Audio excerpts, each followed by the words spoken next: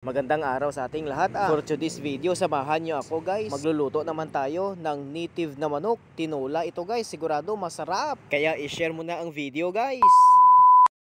Sa puntong ito guys, katatapos lamang ng napakalakas na ulan. Kaya naisipan namin na magluto ng tinulang manok.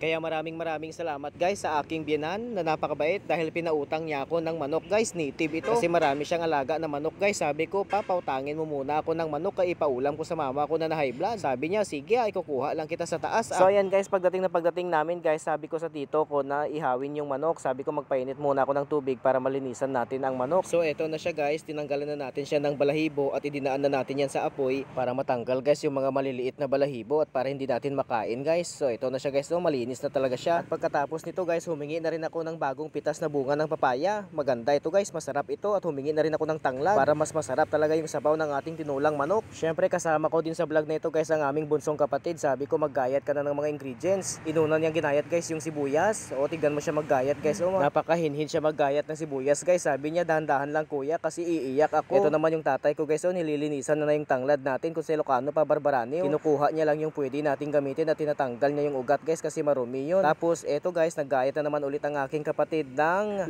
luya. Kung sa Ilonggo pa luya. Diri nga punto guys, nagakadlaw na ang ako niya nga utod. Dambal niya pasikatan niya ako sa pag-slice sa luya. Tiambal ko lang tawon tabi kung dasig ka mag-slice ng luya. Ay dasig man gid. Bawari pagid guys, so ginaipit-ipit naman sang akon nga manghod ang bawang ho. Importante man gid ini guys para mas manami pagid ang sabaw sang aton nga tinulang manok. At habang busy naman guys yung aking busong kapatid sa pag-prepare ng mga sangkap, eto na naman ang aking tatayo, busy man siya sa pag-slice sa karne ng native na manok natin. Syempre, kinukuha niya yung pakpak, yung paa upang tadtarin niya ito guys ng maliliit para mas dumami pa guys at para mas masarap yung kain natin mamaya. Kasi mahirap naman kumain na malalaki ang hiwa sa karne ng manok, di ba guys? Syempre, balik naman tayo sa aking bunsong kapatid. Binabalatan niya naman guys yung papaya ho. Sabi ko sa kanya, dahan-dahan lang ha, baka masugatan ka. Kapag kami ang nagluluto guys ng tinulang manok, lalo na kapag native, mas gusto namin guys na yung papaya. Mas masarap pagid guys kung bagong pitas yung bunga ng papaya. Sa puntong ito guys, okay na yung ating mga sangkap. Nahiwa na natin yung sibuyas, luya at yung bawang. Okay na rin yung sili green at okay na rin yung tanglad natin guys. Yung karne ng ating native na manok, natadtad na rin. Kaya ang susunod na gagawin natin, magpapainit na tayo ng mantika. So eto na yung palayok natin guys, lalagyan na natin yan ng mantika upang uminit na. Kapag mainit na guys, ilalagay na natin yung bawang, halu-haluin natin sandali, tapos kapag na golden brown na, isusunod natin ang sibuyas. Halu-haluin din natin, dapat hindi siya masunog guys, kasi kapag sunog yan, mag-iiba ang lasa ng tinulang manok natin. And then kapag okay na, luto na yan, ilalagay na natin yung luya. Yan, halu-haluin natin guys para hindi siya masunog. Bantayan mo talaga ng mabuti guys ha, wag mong iiwanan kapag naggigisa ka ng mga sangkap kagaya nito para masarap. Ang sunod na ilalagay natin yung tanglad. Ayan, para mas mabango siya guys, di ba? Naaamoy ko na talaga yung bango ng tanglad. And then kapag okay na guys, ilalagay na natin yung karne ng native na manok. Ito talaga na portion ang pinaka gusto ko guys, yung ginigisa ko muna yung karne ng manok. Kasi alam nyo guys, nag-e-enjoy talaga ako kapag naggigisa ako. Lalo na kapag nagluluto ako ng ganito guys. Mas gusto ko talaga na ako yung naggigisa. Kasi yung tunog ng ginigisa mo tapos yung amoy niya, napakabango at napakasarap pakinggan guys. Yung para bang gadon. Yun yung pinaka-paborito ko guys kapag naggigisa ako. So nilagyan na natin ha ng asin at lalagyan na rin natin yan ng paminta para kapag habang ginigisa natin yung karne ng manok, papasok yung lasa guys sa karne ng manok at para mas lalong sumarap yung ating tinolang manok. Lalo na kasi native ito guys eh. Sa puntong ito guys, matapos nating lagyan ng mga sangkap, pampalasa, halu-haluin lang natin guys. Patuloy lang tayo sa paggisa ng karne ng manok para mas manuot talaga yung lasa niya guys. And then tatakpan natin sandali. Hintayin lang natin guys na maubos yung tubig niya. At sa puntong ito naman guys, no, hihiwain naman natin yung nabalatan na papaya kanina. Sabi ni Papang siya na ang maghiwa kasi gusto niya malalaki guys. Kapag naghihiwa talaga kayo ng papaya na para sa tinola, dapat kapalan nyo guys ha, wag manipis kasi hindi masarap. Parang duroy yung papaya natin kung ganun. So ayan guys, nahiwa na ni Papa at tinignan niya na ulit yung ginigisa niyang karne ng native na manok. So ayan guys, nakikita ninyo, kunti na lang ang tubig niya. So parang mantika na lang ang naiiwan guys. So patuloy lang natin guys na halu-haluin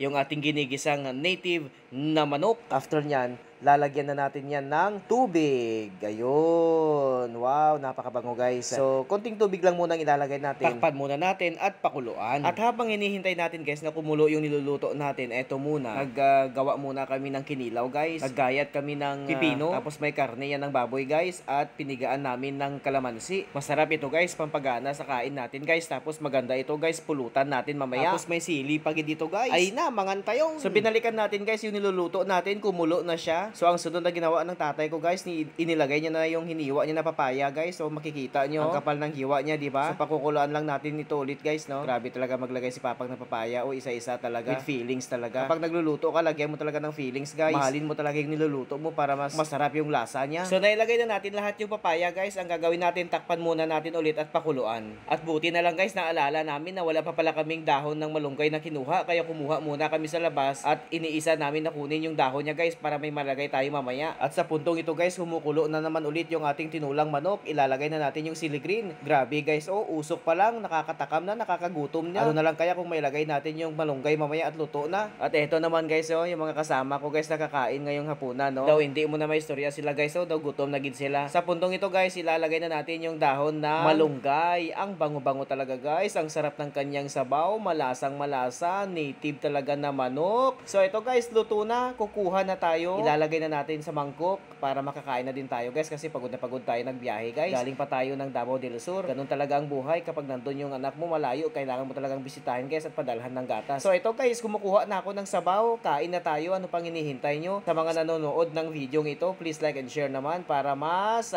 marami ang makapanood. Kung may lalabas po na ads, huwag nyo pong i-skip. So ito na guys, ready na ang ating tinulang manok na native. Maraming salamat sa aking biyenan na nagpautang ng manok na ito. So guys, ready na kaming kumain. Hindi na namin ito patatagalin guys. Kaya maraming salamat sa panonood. Okay, bye!